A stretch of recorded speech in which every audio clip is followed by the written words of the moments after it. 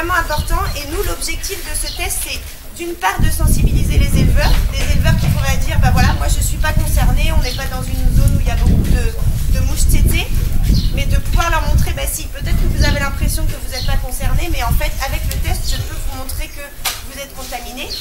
Et l'autre gros objectif qu'on a, nous, chez Seva, on est présent sur beaucoup de pays en Afrique, l'Afrique de l'Ouest, du Centre et l'Afrique de l'Est. Et on veut faire une sorte de cartographie, puisque nous, on a des agents, on a des distributeurs, on leur donne ces tests-là aux vétérinaires et on récupère ensuite des informations, ce qui va nous permettre de savoir, ben voilà, quel est le pourcentage d'infection, et puis après aussi de savoir, ben, est-ce que c'est plutôt congolense, est-ce que c'est plutôt vivax, puisqu'on sait que justement, ces choses-là sont en train de bouger.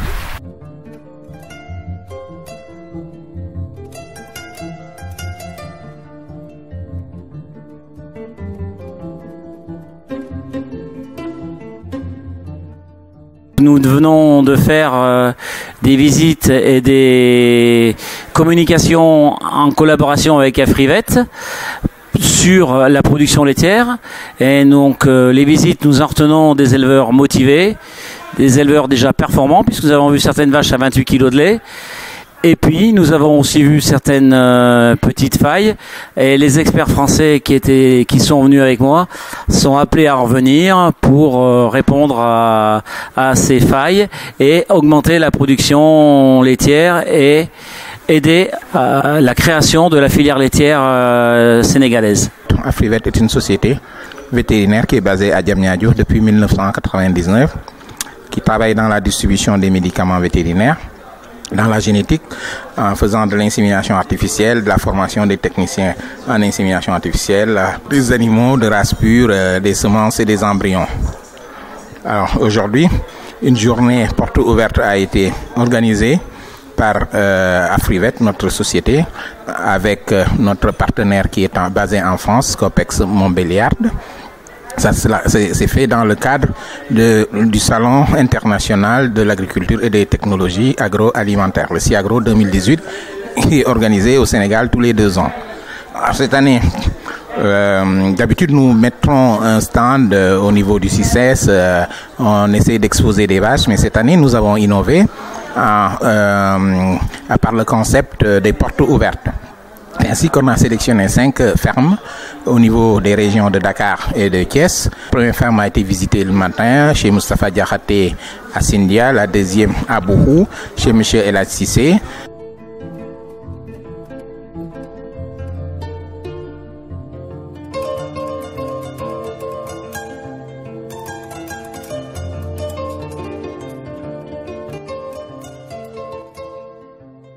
waaw lu rëy la si man parce que ngay liggéey ba pare ñu ñëw wane li ngay liggéey loolu kenn amul fayam daal waaw kenn daal mooy suñu problème numéro 1 à part ça bu ñu amee terre ñun dañ mën a liggéey loo xam ne nag yi dañ si mën a génn daal problème suuf daal mooy numéro 1 léegi. waaw numéro 2 nag. numéro 2 bi mooy ñu accompagner ñu surtout wàllu meew bi. voilà courant ak forage yëpp amu fi donc amaguñ tam même salle de traite yëpp ñu ngi si am ñaan dimbal daal ñu ngi si jàppale waaw. transformé sow maa ngi jaay crème maa ngi jaay encore si marché local bi parce que am na ñu nekk dëkk bi ñu jënd sow di may leen di jaay sow ñuy jaayaat. ma si gën a neex daal ci ferme bi mooy ñuy liggéey sa ginnaaw daal mooy surtout jaaykatu meew yi parce que jaaykatu meew yi mënoo xam sax sa client nu ñeem weeru koor bi sax bu ñëwee da ngay sax rus doo bëgg sax génn ñëpp dañuy demande bi day fort trop pas xaalis bi sax lañ si wut mais bànneex bi quoi parce que ñoom ñu ngi si am luñ suturloo loolu moo ñu si gën a neex waaw.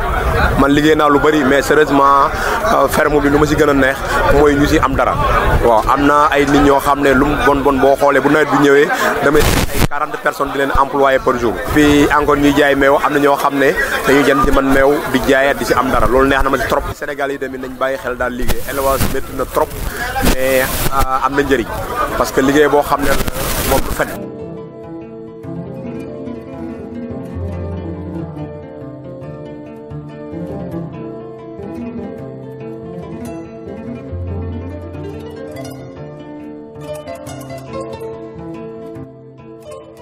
Le premier aliment de la vache laitière, en fait, c'est l'air.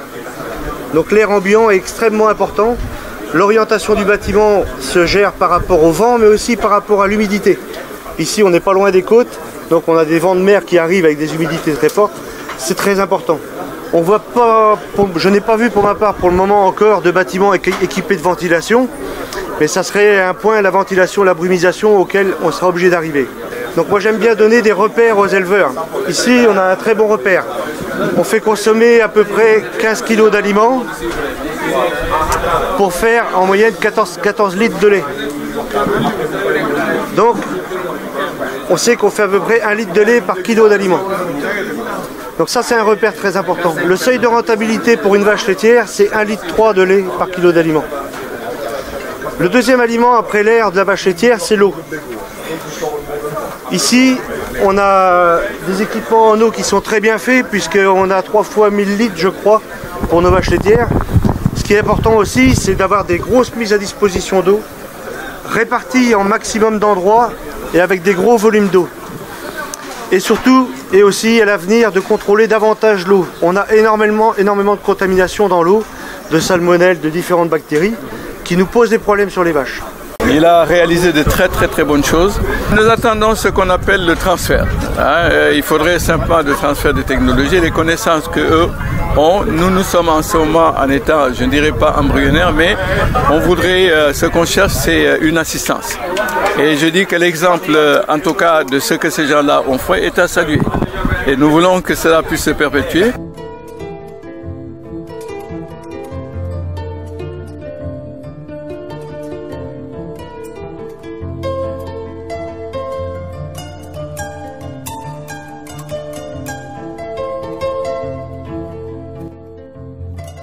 La troisième, c'est à Pout, c'est d'ailleurs cette ferme qui nous accueille. Nous avons eu l'honneur d'avoir la présence effective de Madame le ministre de l'Élevage, Madame Aminata Mbengue Ndiaye, ce qui démontre vraiment tout l'intérêt qu'il porte au développement de l'élevage, à tout ce qui est activité tendant à développer l'élevage.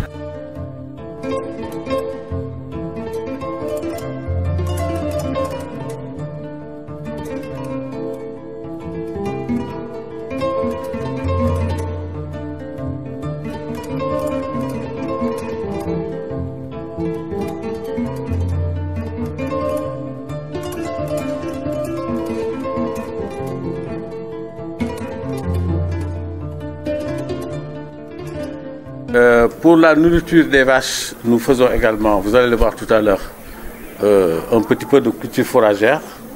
La ferme s'étend sur à peu près 7 hectares, 6 hectares 900 exactement. Et nous avons réservé quelques parcelles, la plupart des parcelles d'ailleurs, à la culture fourragère. Vous allez le voir, nous faisons un peu de luzerne, un peu de panicum et nous faisons également du maïs pour l'ensilage. Bon, ça ne suffit pas encore pour les vaches, mais c'est déjà un début et je pense que par rapport à ce qui se fait ici, c'est assez innovant.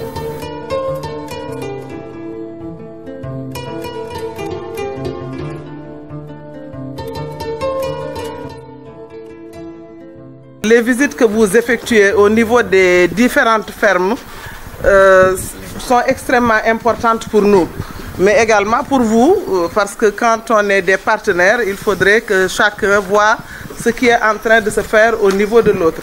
Et je pense qu'en venant visiter, mais en venant également développer des thèmes qui sont des thèmes majeurs pour le secteur de l'élevage, comme l'alimentation, comme la santé animale et autres, cela nous permet en tout cas de voir les dernières innovations comme celles que je viens de visiter au niveau des expositions au CICES et qui sont très importantes, pour nous.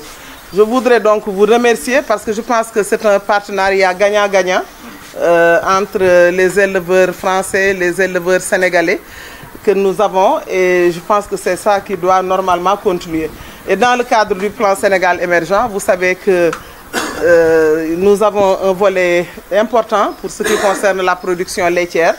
Et c'est pourquoi d'ailleurs j'ai tenu à venir participer pour voir qu'est-ce que nous pouvons encore une fois faire ensemble et qu'est-ce que nous pouvons faire surtout pour renforcer les capacités des acteurs qui se sont déjà engagés, qui ont déjà des fermes qui fonctionnent, qui rencontrent des difficultés dans le domaine de l'alimentation, dans le domaine de la santé animale.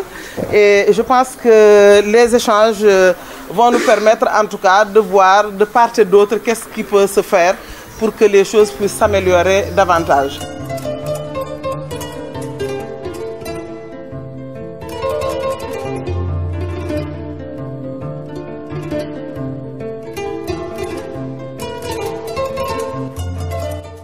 les professionnels étrangers qui sont venus exposer et les professionnels locaux. Parmi les professionnels étrangers, il y a la société Copex Montbéliard qui est co-organisateur des portes ouvertes. On a eu d'autres sociétés telles que Cesbron qui est dans les matériels de conservation du lait, la société Seva Santé Animale qui travaille dans la santé animale, le Doux Nutrition qui travaille dans l'alimentation. Nous avons Jourdain dans les équipements, les Cornadis et Masson qui est dans les bâtiments, les locaux d'élevage. Nous avons aussi reçu la visite de Galactea qui travaille dans le matériel de transformation de lait en ferme. Alors, à côté de ça, nous avons travaillé ces journées en relation avec l'ANIPL, l'Association nationale pour l'intensification de la production laitière, qui est représentée par le président Ba, et toutes les autres fermes, qui sont d'ailleurs des fermes qui sont membres de l'ANIPL. Même nous avons une ferme, nous sommes membres de l'ANIPL. Donc, vraiment, la journée a été couronnée pour nous. On est à mi-parcours du programme. Pour nous, la première phase nous paraît être d'une très grande réussite parce que les échanges qui ont eu lieu ici ont été très fructueux. Les vaches qu'on a vues aussi ont été vraiment montré un très haut potentiel de production laitière. Il est vrai qu'il y a quelques contraintes dans l'exploitation laitière. Tout le monde, de toutes les exposés, on est d'accord que l'alimentation de ces vaches-là constitue un gros problème et qu'il va falloir trouver une solution. La solution, c'est dans les cultures fourragères, c'est dans la valorisation des sous-produits agro-agricoles et puis surtout bien faire des bonnes rations qui ne coûtent pas cher pour que les vaches puissent vraiment produire du lait avec un coût moins élevé.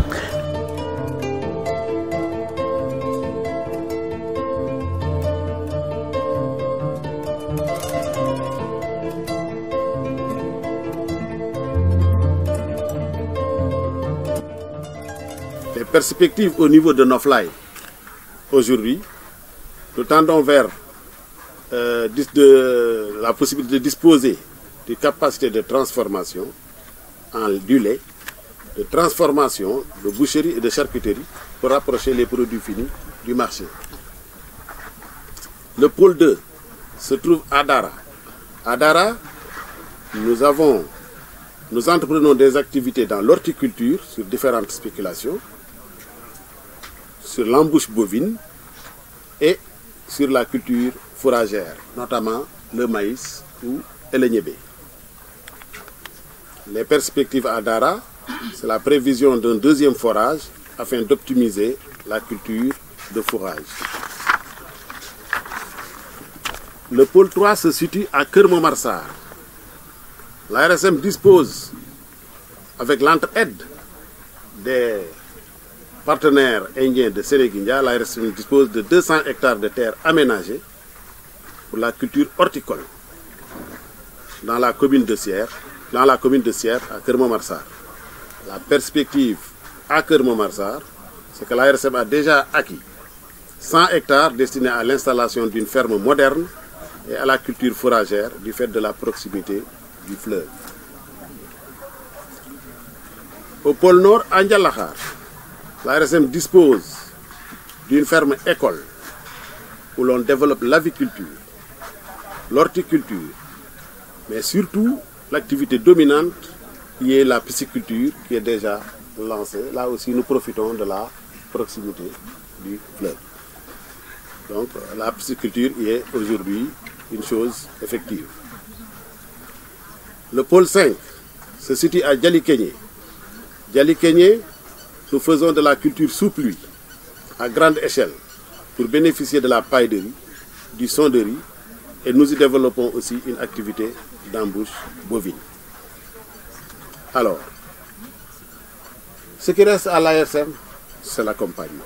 Avec l'accompagnement très précieux du ministère de la formation professionnelle, parce que nous avons nos amis de l'ISFAR, nous avons des amis de l'IADEB qui nous forment nos soldats,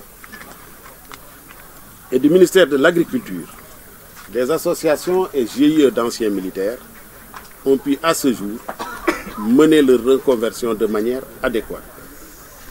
Toutefois, un soutien plus affirmé de l'État ou de ses démembrements pourrait donner à l'ARSM les moyens de réaliser les perspectives ci-dessus déclinées.